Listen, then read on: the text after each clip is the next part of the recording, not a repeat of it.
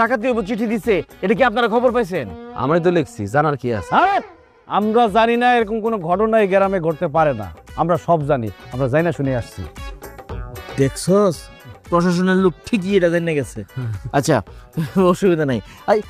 আপনারা এরকম ড্রেস পরে আছেন কে? আমি তো দেখে মনে করছি আপনারা ডাকাত। মনে করার কি আছে, আমরাই তো ডাকাই। আমরাই ডাকাইত, মানে আমরাই ডাকাইত, এটা যাতে মানুষ বিশ্বাস করে, এই জন্য আমরা ডাকাইতের পোশাক পরে আইছি।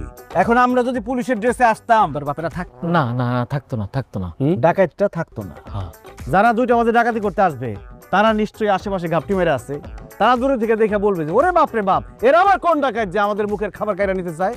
তখনই আসবার আমরা খপ করে ধরবো তারে। আরে সিভিলে ডাকাই শুনে না 10 লোকে সব গুড গুড গুড মুক্তি বাইন্দা বলো, বাইন্দা বলো, বসবে বস, বাইন্দা ফেলা আনবো কেনা বা?